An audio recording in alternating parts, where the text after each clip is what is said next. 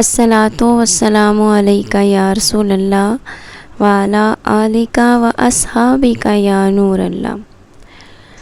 سائیں لیاقت پچھلے دنوں وصال ہو گیا، جن کا وہ ایک مجذوب شخصیت کے مالک تھے۔ سب سے پہلے ہم یہ دیکھتے ہیں کہ مجذوب ہوتا کون ہے، اس کے معنی کیا ہے، اور صوفی اصطلاح میں مجذوب شخص کون ہوتا ہے۔ مجذوب ایک عربی لفظ ہے جس کا معنی ہے کھینچا گیا یا جذب کیا گیا۔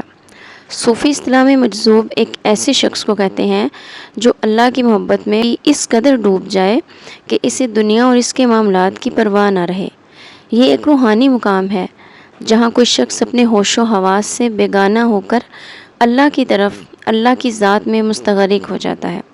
مجذوب عام طور پر دنیاوی رسم و رواج اور معاشرتی اصولوں سے آزاد ہو جاتے ہیں اور بظاہر غیر معمولی حرکات سر انجام دیتے ہیں۔ ان کا دل مکمل طور پر اللہ کی محبت سے معمور ہو جاتا ہے اور وہ اکثر تنہائی پسند بھی ہوتے ہیں۔ بعض اوقات مجذوب کی حالت پاگل پن یا جنون سمجھ لیا جاتا ہے، لیکن صوفی نظریات کے مطابق یہ اللہ کی طرف سے خاص کشش اور عنایت ہوتی ہے جو انہیں اس حال تک پہنچاتی ہے۔ مجذوب سالک سے مختلف ہوتا ہے۔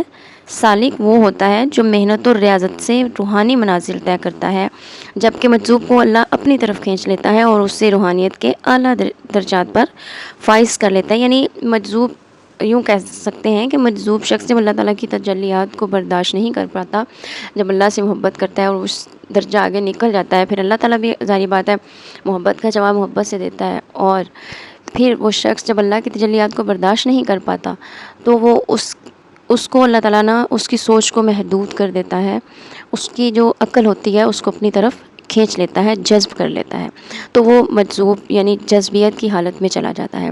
اکثر لوگ بچپن سے بھی مجذوب ہوتے ہیں اور کچھ لوگ کچھ پڑھائی میں یا کچھ اس قدر آگے نکل جاتے ہیں کہ اللہ تعالیٰ ان کی جو عقل ہوتی ہے نا انہیں جذب کر لیتا ہے۔ اکثر لوگ جو مجذوب کی جو حالت ہوتی ہے نا اس کو دیکھ کر ہم ہر کسی کو مجذوب نہیں کہہ سکتے، بلکہ مجذوب کی کچھ خاص نشانیاں بھی ہوتی ہیں، جبکہ اگر ہم کسی عام بندے کو گندی حالت میں دیکھتے ہیں، کپڑے پھٹے ہوئے پہنے ہوئے ہیں، سر بکھرا ہوا ہے، مٹی پڑی ہوئی ہے، منہ ہاتھ نہیں دھویا ہوا، ناخن گندے ہیں، بڑے ہوئے ہیں، تو ہم اس شخص کو مجذوب نہیں کہہ سکتے۔ وہ ایک ظاہری اس نے اپنی شکل و صورت بنا رکھی، وہ الگ بات ہے۔ تو اس حالت میں جو مجذوب ہوتا ہے نا اس کی اپنی ایک پہچان ہوتی ہے اور اللہ والے انہیں بہت جلدی پہچان لیتے ہیں۔ یہاں پر ہم بات کرتے ہیں کہ جو سائیں لیاقت مجذوب شخص تھے، وہ ایک دیچکا لے کر پھرتے ہوتے تھے گلیوں میں، اور جو ان کو جانتے تھے وہ ان کی جو کرامات تھی ان کو جانتے تھے۔ ایون کہ لوگ ان سے اتنی محبت کرتے تھے کہ اگر وہ کسی شخص کے کندھے پہ تھپکی دے دیتے تھے تو لوگ اس تھپکی کے لیے ترستے رہتے تھے۔ جہاں سے ان کا گزر ہوتا تھا لوگوں کو پتہ ہوتا تھا کہ سائیں نے یہاں سے گزرنا ہے، لوگ ان رستے پر پہلے سے کھڑے ہوتے تھے اور کوشش کرتے تھے کہ سائیں کے آگے پیچھے دائیں بائیں کسی طریقے سے آپ کے پاس سے گزریں کہ آپ ان کو پیار کی ایک تھپکی دے دیں۔ اتنے دیوانے ہوتے تھے، اور سائیں کی ایک عادت تھی کہ وہ ہر کسی کو نہ پیار کی تھپکی دیتے تھے۔ لوگ تو اس کو کہتے ہیں کہ تھپڑ مارنا، میرے خیال میں تھپڑ نہیں مارتے تھے، بلکہ وہ اپنے پیار کی ایک تھپکی دیتے تھے جس کو وہ سمجھتے تھے، کیونکہ وہ جان جاتے تھے کہ کون سا شخص کتنا طلبگار ہے۔ تو لوگ اس طرح سے ان کے راستے میں کھڑے ہو جایا کرتے تھے۔ اگر وہ اپنا دیچکا لے کر کہیں سے گزر رہے ہوتے تھے اور وہاں سے کوئی گزرا بھی گزرا ہوتا تھا تو ان کو ان چیز کی بھی پرواہ نہیں ہوتی تھی، وہ اپنا دیچکا لے کر اپنی روٹین میں جا رہے ہوتے تھے۔ وزیر کچھ ہوتا تھا کہ وہ رک جائے، وہ انتظار کرے کہ جب سائیں گزر جائے تو اس کی باری آئے۔ اللہ تعالیٰ نے اس سائیں کو اتنی عزت بخشی ہوئی تھی۔ ہم دیکھتے ہیں کہ سائیں لیاقت کون تھے، یہ مطلب ان کی فیملی کون تھی اور کہاں سے تعلق تھا ان کا۔ ایک تحریر ہے، میں آپ کے ساتھ شیئر کرتی ہوں۔ پروفیسر اون محمد سعیدی مصطفی جامعہ نظام مصطفیٰ روایت کرتے ہیں حضرت علامہ پیر سید امتیاز حسین شاہ صاحب جو کہ خطیب درگاہ حضرت امام بری سرکار اسلام آباد ہیں۔ سائیں لیاقت مجذوب کا تعلق مظفر آباد آزاد کشمیر سے تھا۔ اون برادری سے آپ کا تعلق تھا۔ آپ کا پورا خاندان سادات کرام سے بہت زیادہ محبت کرتا تھا، بہت نیاز مند تھا۔ یہ بچپن سے ہی مجذوب ہو گئے تھے۔ ان کا تعلق تقریباً 45-50 سال کا عرصہ اسی عالم جذب میں گزرا۔ ابتدا میں بعض گھر والوں نے انہیں ذہنی مریض سمجھ کر کمرے میں بند کر دیا اور باہر سے تالا لگا دیا، مگر اسی اثناء میں انہوں نے دیکھا کہ دربار سائنس سید سخی سہیلی سرکار، جو کہ مظفر آباد میں ہی ہے، پر آپ گھوم رہے ہوتے۔ گھر والوں نے واپس آ کر گھر کا کمرہ کھول کر دیکھا تو وہ وہاں پر بھی اسی طرح سے قفل لگا ہوتا، یعنی تالا لگا ہوتا۔ تالا کھولتے، اندر بیٹھے دیکھتے کہ سائیں ذکر الہی میں مشغول ہوتے تھے۔ اسی طرح انہوں نے بارہا آپ کو پکڑا، آپ کو قید کیا، آپ کو زنجیروں سے باندھ دیا، لیکن جب وہ دیکھتے ہیں کہ وہ روم میں بھی موجود ہیں اور وہ باہر بھی موجود ہیں، یعنی خود وہ دیکھتے ہوتے تھے کہ باہر پھر رہے ہیں، جب وہ گھر جا کر دیکھتے تھے تو وہ اپنی جگہ پر اسی جگہ پہ ذکر الہی میں مشغول بیٹھے ہوتے تھے۔ یہ پہلا موقع تھا جب وہ لوگوں کے سامنے ظاہر ہوئے تھے، یعنی فرسٹ ٹائم جب ظاہر ہوئے تھے اپنے گھر والوں کے سامنے، یہ تب کی بات ہے۔ پھر گھر والوں نے بعض بزرگوں کے کہنے پر ان کو ان کے حال پر چھوڑ دیا۔ ان کی عجیب و غریب کرامات ہیں، بہت بندہ سوچ بھی نہیں سکتا۔ انہیں کئی متعدد بار لوگوں نے درجنوں بار یعنی ذبح ہوتے دیکھا کہ سر یہاں پڑا ہے، دھڑ وہاں ہے، بازو کہاں ہے، ٹانگ بوٹیاں ہر طرف بکھری ہوئی ہیں، خون ہی خون ہے، مگر اگلے ہی دن دیکھتے ہیں کہ آپ پھر دیچکا گھسیٹتے ہوئے پھر سڑکوں پر پھر رہے ہیں بالکل صحیح حالت میں۔ اسی طرح آپ کو کئی بار لوگوں نے یہ بھی دیکھا کہ آپ بہتے تیز تند دریا میں آپ چل کر دریا پار کر رہے ہیں، مطلب مختلف اوقات میں مختلف طریقے سے لوگوں نے آپ کو دیکھا، یہاں تک کہ لوگوں نے پرکھا بھی۔ اصل میں آپ کی عادت یہ تھی کہ عام طور پر جو آپ کی بہت زیادہ جو عادت ایک تھی نا، اس کو جو میں آپ سے شیئر کروں گی کہ آپ کی عادت تھی کہ ایک دیچکا لے کر آپ سڑکوں پر گھومتے رہتے تھے، دیچکے کو گھسیٹتے رہتے تھے، بڑا سارا دیچکا ہوتا تھا اور اس کو تار ڈالی ہوتی تھی اور آپ سڑک پر پھر رہے ہوتے تھے۔ سائیں لیاقت کے مشہور ہونے کی وجہ ان کا یہ دیچکا یا دیگ ہے، جس پر وہ ہر روز ایک دکان سے لیتے اور ہر روز اسی سائز کا ایک نیا دیچکا دکاندار اسے تار باندھ کر دیتا، جسے وہ سارا دن مظفر آباد کی سڑکوں پر گھسیٹتے رہتے۔ دکاندار کا کہنا یہ تھا کہ لیاقت جب پہلی بار میرے پاس آیا، یعنی کہ 20-25 سال پہلے کی بات ہے، اس نے کہا جب لیاقت پہلی دفعہ میری دکان پر آیا تو میری دکان بہت چھوٹی سی تھی اور میرے پاس صرف چند ہزار کے برتن تھے، اور ان برتنوں میں صرف 2 عدد دیچکے تھے میرے پاس، جن میں سے ایک سائیں لیاقت نے مانگ لیا اور میں نے انہیں بغیر کسی تگو کے میں نے مطلب بغیر بحث مباحثہ کے میں نے انہیں دے دیا۔ پھر اسی طرح اگلے دن وہ آئے، نئے دیچکے کی طرف اشارہ کیا اور پھر ان کو میں نے اگلے دن نیا دیچکا دے دیا۔ اسی اثناء میں دیکھتے دکان کس طرح سے میری آگے نکلی اور یہ سلسلہ روزانہ کی بنیاد پر چل پڑا۔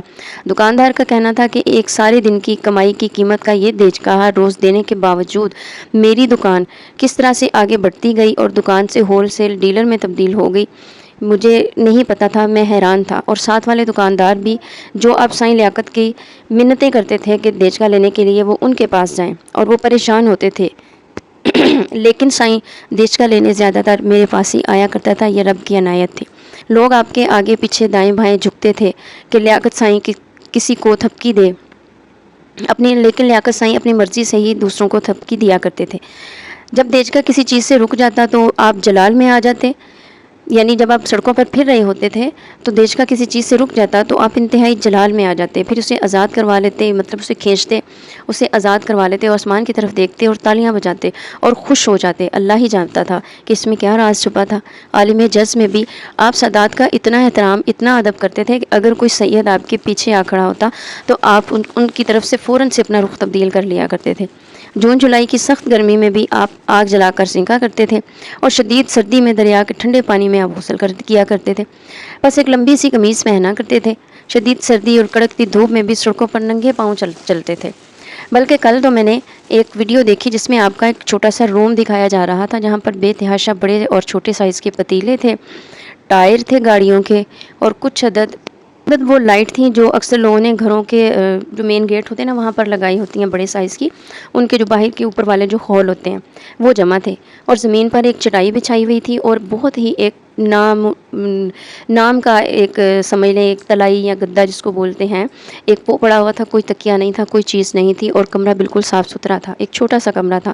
آپ کے پاس عموماً آپ کا بھتیجا ہوا کرتا تھا جو آپ کی خدمت کیا کرتا تھا، یعنی آپ کی کیئر کرتا تھا، جو آپ کا انتظار کرتا تھا، اور سائیں آپ صبح اٹھتے تھے اور دروازے کے باہر بیٹھتے تھے اپنی مرضی کے مطابق. کچھ اسپیشل کھانا پینا کچھ بھی نہیں ہوتا تھا, اپنی مرضی سے کھاتے پیتے تھے, اپنی مرضی کی ان کی روٹین ہوتی تھی. لیکن آپ سے محبت کرنے والے, پیار کرنے والے آپ کے پاس آتے اور آپ کو اپنی گاڑی کی فرنٹ سیٹ پر بٹھانا بہت بڑی سعادت سمجھتے تھے. جن میں سے کچھ لوگ تھے جن کا سائیں سے بہت زیادہ پیار تھا اور وہ سائیں کو اپنی فرنٹ سیٹ پر بٹھا لیتے, پھر سائیں جہاں جی چاہتا جاتے. اور وہ لوگ تو اتنی محبت کرتے کہ اپنے ہاتھ سے سائیں کو کھانا کھلاتے, جہاں سائیں کا جی چاہتا وہاں رکتے. مطلب جہاں پر سائیں کہہ دیتے کہ مجھے یہاں پر روک دو, اتار دو, آپ روک دیتے. اگر سائیں بیٹھے رہتے جہاں تک ممکن ہوتا وہ سعادت سمجھتے ہوئے آپ کو اپنے ساتھ سفر میں شامل رکھتے تھے. اسی دوران اب چلتے ہیں, بہت ساری اکرامات ہیں, بہت ساری آپ سے وابستہ باتیں ہیں, لیکن یہاں پر میں ویڈیو کو مختصر کروں گی. اب ہم چلتے ہیں آپ کے آخری سفر کی جانب. تو آخری سفر آپ کا کس طرح سے ہوتا ہے کہ آپ زیادہ تر بڑی امام سرکار جایا کرتے تھے اور کبھی گولڑا شریف جایا کرتے تھے. پھر دربار بابا لال شاہ بھی آپ جایا کرتے تھے حاضری کے لیے. آپ کی کیفیت بہت عجیب ہوتی تھی حاضری کے دوران. انتہائی ادب سے مین دروازے کے باہر حاضری دیتے, بوسہ دیتے, چوکھٹ کی خاک اٹھا کر اپنی داڑھی اور سر میں ڈال لیتے اور پھر ہنستے اور چادر اوپر اوڑھ کر ناچنا بھنگڑا ڈالنا شروع کر دیتے اور پھر آپ واپس آ جاتے تھے. مطلب آپ کی اپنی ایک عادات تھیں, آپ کو دنیا سے کوئی سروکار نہیں تھا. چند دن پہلے کی بات ہے کہ مظفر آباد سے آپ غائب ہو گئے. پھر آپ کو آپ کے گھر والوں نے ڈھونڈنا شروع کیا تو پتہ چلا کہ آپ سخی سید سائیں سہیلی سرکار کے مزار پر ہیں. جب وہاں پر آپ کو ڈھونڈا گیا تو آپ پھر پتہ چلا کہ آپ وہاں نہیں ہیں, بڑی امام سرکار کے مزار پر حاضری کے لیے آپ تشریف لائے ہیں. جب وہاں پر آپ کو دیکھا گیا, آپ کو بڑے احترام کے ساتھ حاضری دیتے ہوئے آپ کو وہاں پر کچھ لوگوں نے دیکھا. وہاں پر جب آپ کو دیکھا گیا, آپ کے گھر والوں کو پتہ چلا, لوگ وہاں پر آ گئے. اس کے بعد اچانک سے پھر آپ غائب ہو گئے. لوگ آپ کو ڈھونڈتے رہے, لیکن ایک دن کے بعد سائیں مرچو سرکار جو کہ خود بھی مجذوب تھے, گولڑا موڑ کے نزدیک آپ کا دربار شریف تھا, وہاں پر دیکھا گیا سلام کرنے کی نیت سے. اور اس کے بعد آپ کو چونکہ گولڑا تاجدار گولڑا جو تھے وہ قبلہ عالم غوث الزمان سیدنا پیر مہر علی شاہ رحمۃ اللہ علیہ کے بہت بڑے معتقد اور محب تھے. اور پھر آخری زندگی میں آخری مرتبہ آپ کو گولڑا شریف کی طرف جاتے ہوئے جو گولڑا موڑ ہے وہاں پر دیکھا گیا, اور پھر وہیں پر آپ کا جستے خاکی بھی ملا. بظاہر تو ایک خبر شیئر کی گئی جو سب سے پہلی خبر تھی کہ ایک نامعلوم لاش جو ہے نا وہ ملی ہے اور اس کی جو ہے شناخت کے لیے اعلانات کیے گئے. اس کے بعد آپ کو جو اسلام آباد کی پولیس تھی انہوں نے آپ کی میت کو اپنی تحویل میں لے لیا اور پمز ہاسپٹل میں منتقل کر دیا, اور آپ کی کچھ تصاویر کچھ ویڈیوز بنا کر آپ کی سوشل میڈیا پر اور اوورال اخبارات میں ادھر ادھر شیئر کر دی گئیں.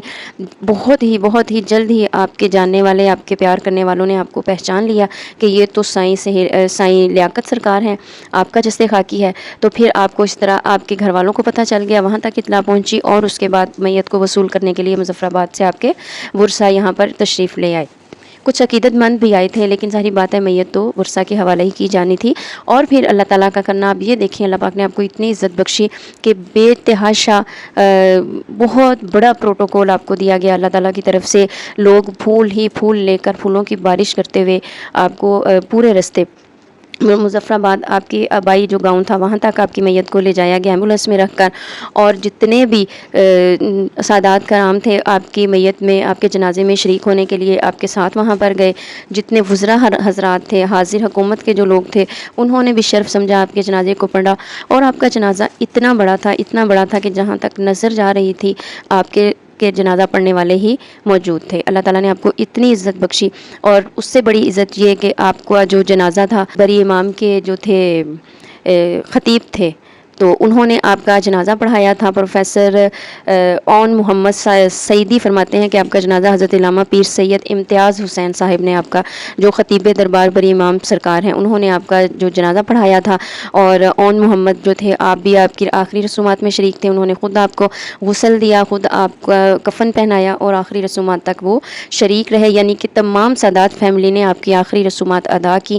آپ کی قبر کو دلہن کی طرح سجایا گیا, جیسے دلہن کا کمرہ سجایا جاتا ہے اس طرح سے سجایا گیا, اور پھر آپ کو اللہ تعالیٰ کی حضور پیش کر دیا گیا. ایک عاشق اپنے معشوق سے مل چکا تھا, اور باہر تو ٹمپریچر 45 کے قریب تھا, لیکن اس کی قبر ٹھنڈی اور پرسکون تھی کیونکہ وہ جنت کا باغ بن چکی تھی.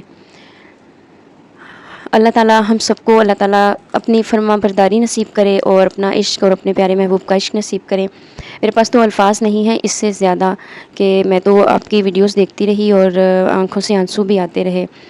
تو ملتی ہوں اگلی ویڈیو میں انشاءاللہ، آپ کے ساتھ کچھ اور بھی ان کی کرامات اور ان کے چھوٹے چھوٹے واقعات ضرور شیئر کروں گی۔ اور ابھی دیں اجازت، اللہ حافظ۔